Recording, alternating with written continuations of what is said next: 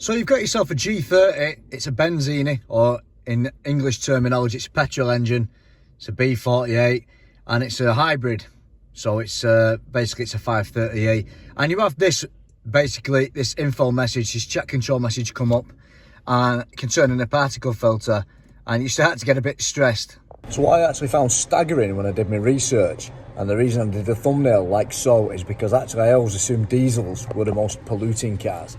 But it turns out that actually petrols with direct injection prior to the introduction of a particulate filter, an Otto Particulate Filter, they're actually more harmful than diesels, believe it or not. So basically it turns out that the particles, or the particulate matter, is much finer with direct petrol injection than it is with direct injection diesel, and therefore the finer the particle, the more chance it's going to do more damage. It's going to get deeper in your lungs, and it's just going to play havoc with it. It's actually deadly. I didn't know that. It's unbelievable. So this video is going to be kind of about that, essentially, and also it's going to be about a few other things as well, mainly how to regenerate the thing, because it's something you really want on your car, because you know you don't want to be indirectly, you're killing people by taking off things like that and coding them out. You're killing people indirectly, because you imagine going past the same house, the same kids playing at garden every summer, skanking it, they're breathing all that shit in from your car. That's why it's so unbelievable that they've been shafting us for years, moaning about diesels and bashing the out of diesels, but it turns out that petrols are even more deadly. What an irony, what an irony. It's just typical EU and worldwide bureaucracy. Let's get into it. Doing this video, I'm going to cover what it is, kind of what a particle filter is in terms of a petrol engine, why you're getting that message, and then I'm going to actually cover the reasons what brings that message on in the first place.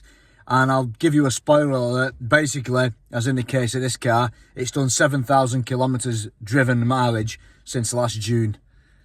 And it's currently in the end of February, start of March almost. So basically, it's almost a year, isn't it? It's done 7,000 kilometers. There lies the problem. What you must do is ensure the bonnet is closed so that there's no airflow going into it, and the airflow can be directed via the shutter flaps on the front of the car. This car, we've got some shutter flaps here, and the reason we've got these shutter flaps is for efficiency. They're always shut usually. Bottom one sometimes opens, but the top one's usually shut, especially in winter like this. It makes the car more aerodynamic, less drag, better fuel efficiency. But when we're doing a regeneration for the particle filter on this, these will open, and it wants to open only these to direct the airflow into a specific area. If we open the bonnet, we're not going to be directing the air as efficiently. So it's prohibited. We have to keep the bonnet closed. It's prohibited to have the bonnet open. So that's the first thing we've done. Always keep the bonnet closed. Next thing, I've actually double parked. So I've gone right down the middle. I've got like nearly 1.5 meters between each car. So if any catastrophe happens, it hopefully won't set anything on fire. There's a good thing too. It's got a handy little dongle, so everything's remote. So I could even probably take it inside and monitor it from there, but I don't think I will. Here up the think tool. It's very handy. It fits nicely on the airbag there. It's a very small one, but it's really powerful. It's very, very good. It's quite expensive. I think it's about 600 quid, but you know, it's a bloody good one. It's very powerful, but it's very useful. You don't have to carry a big bulky scan tool with me then. So we're going to load this up now. We'll diagnose it first. Let's go straight into BMW, and then let's connect. Basically, anything this can do, this can also do. We're into special function and drive. Just zoom in so you can see that. Special function and drive. And you want petrol particulate filter. I don't know what initial operation is. I guess that's when you replace it. Evaporate decondensation. There's loads of things, but we really just want a regeneration run. So let's read this. It takes 60 minutes. Doesn't need to be driven. Engine runs erratically. And a cylinder cutout occurs. Not good. High heat generation in the engine compartment, underbody, and on the exhaust system. Very high temperatures above 500 degrees C are produced. Engine speed is increased to over 2,000 RPM. 2,500. Carrying it out is only allowed outdoors. Temperature between 0 and 25, it's +4, so that's good. Anything above 25, you can't do it. Esther said 30, but whatever. If it doesn't work and you have to do it again, you have to let it cool down for 4 hours. So let's hope it works. The floor must be heat resistant and free of combustible materials. Well, it's got snow underneath, which is always handy, isn't it? So let's take a look at the fault code. You saw the jet control message. This is the fault code, what I see.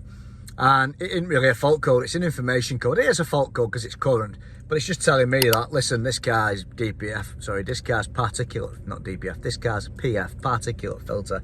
It's completely blocked and you're going to have to regenerate it for the guy because the guy can't do it himself.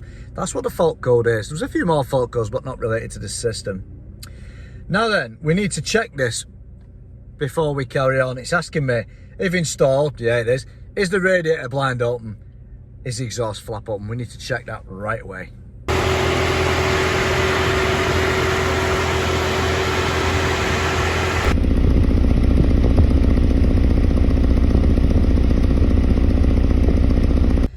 So we're on the cooling down phase now, so it looks like it's already done it, so I'm quite happy. It's 30%. Got a cooling down period active now. It was 600 and something at its peak, and it's cooling down all right. So burn off not active. I hope it's done the job. We'll soon find out, won't we? Going through our third stage now. It's burning off the soot again after it sort of cooled down to 400 degrees. So it's going to be another repeat performance. But we're halfway through, as we can see, 50%. So that's happy days really, isn't it? I'm actually really passionate about emissions and that because it's, you know, we're breathing all this shit in basically. And what I hate the most in Finland in particular is all these young people. They're cutting off these DPFs. And they're just polluting the shit out of the place. And like one idiot said to me once that because there's no DPF on, it's less harmful because the particles are bigger. No, in a sense, I can understand that a DPF traps particle matter. But if you're not trapping particle matter because you've not got DPF, then it ain't bloody safer, is it? You know, because a modern DPF can trap up to 90% of particle matter. So the volume of particle matter coming out the car is going to be less in it than if you didn't have one. And I hate it when they do that. And they've just started tightening the law up in Finland. It's a lot stricter now. But something that not many of you know, and I didn't know once I started reading into it, it turns out that before they started fitting particle filters onto petrol engine cars, a modern petrol engine car with direct injection without a particle filter pushes out the back more particle matter than a diesel with a DPF. So you can't believe that, can you? So actually, it's kind of, they've been like bashing diesels for decades. Rightly so, because all diesels are absolutely horrendous piles of shit. You know, they're pumping all sorts of crap out into the atmosphere. But a modern diesel with a DPF and a NOx catalytic converter, an SCR catalytic converter, it's so clean what's coming out the back, you can't imagine. There's virtually nothing coming out the back. Volvo did a thing years ago where, you know, they said the water coming out the back of that, you could bloody drink it. Not that you would. I don't think Volvo did it, but someone did it with a Volvo. Because Volvo's, you know, notoriously clean, fantastic. I had a Volvo diesel and it was fantastically clean, you know, coming out the back. Don't quote me on that. Volvo didn't endorse that, by the way, I don't think. I just remember seeing something about that. I don't remember where from. So don't quote me on that. I don't want to get in trouble. You know what I mean? But basically, what's coming out the back of these petrols now, you can't imagine. So that's why it's very important to have a particle filter. I never understood why you needed a particle filter on a petrol engine, but there you go. The particle matter what's coming out is actually finer than the size, you know, in microns or nanomillimeters, however they measure it. It's smaller, the particle size is smaller than on a diesel with a DPF. So that's extremely dangerous. It goes in your lungs deeper and causes more damage, or, you know, causes all these horrible things what we don't want to happen to us. So that really opened my eyes, really. So it's amazing, isn't it? So that's why we're sat here now in this car, we're doing this process. Unbelievable. We've actually successfully done it. I actually got a report that it was successful, and it says regeneration interrupted. I guess that was probably from the last time. So what we're going to do with that is we're going to just clear that off now. After it moaning that it couldn't do anything, it has actually erased it. So essentially, the job is now done. What we want to see at the end of the day, the customer wants to see, is that the check control, which did say there was a fault with the PM particulate matter filter, now that says no fault. So what's actually going to happen is, when it does the regeneration process, what it will actually do is it'll cut off the spark to one or more cylinders, and then the fuel injectors which are here are still going to be firing, and they can actually change the frequency now. The pulse width duration, you know, how long these things are staying open for. They can increase the fuel, they could decrease it. Well, that fuel is going to end up going straight down the exhaust system, through the turbo, through the back end of the turbine housing, and down under the car. And I will then show you under the car where the SCR cat is and where it goes from the cylinder past the turbine housing, the turbo and into the exhaust system. I'll show you that in a second. And this is essentially all it does. It's a very simple system. There's no fifth injector or anything. It just basically puts fuel in, cuts the spark, piston comes to top dead centre, it pushes the fuel out the exhaust valve. Dead simple but very effective. So this is the petrol particulate filter under the vehicle. It's basically more or less in the same position as what my old E61 diesel was, actually. Similar sort of thing. So inside there is the monolith. And actually what happens is when it's being regenerated, when the engine misfires, the fuel is sort of squirting down this exhaust system through the catalytic converter, and it's ending up in here, and it's heating this up then to enough temperature where the catalysation can take place and actually burn off the soot, burn off all the soot, you know, particles, what's trapped in there. Not catalysation, sorry, just the burn off process. And of course the catalysation in here isn't the catalysation, it's just trapping of particles essentially. Some writing on there, and actually I've only just brought it in from outside, and it's quite cool to the touch now, so it shows it's very handy to do it outside. It cools down nice and fast.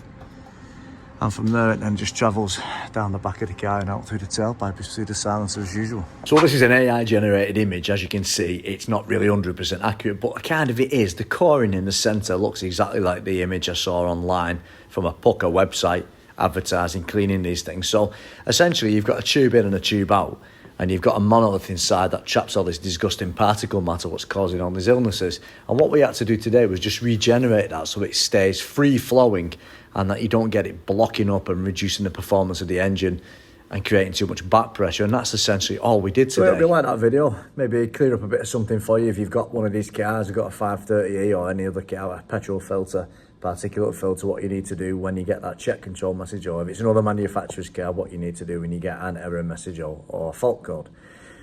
Just got a small favour to ask really, if you would subscribe please, help build the channel. Getting some good views. I'm not so bothered about the subscriber count really, it's just more of a badge of honour I guess to have 100,000 subs and have that nice trophy from YouTube. I need just shy of 95,000 more subscribers to get that, so I'm not so bothered about that.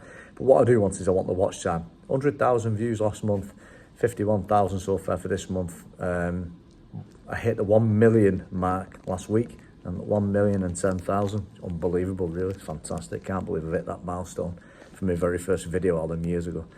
Never thought I'd even get 1,000 views, never mind over a million. So thanks very much for that. And if you've got one of these, put in the comments below if you've had the same problem and what you did to solve it. Until next time, thank you.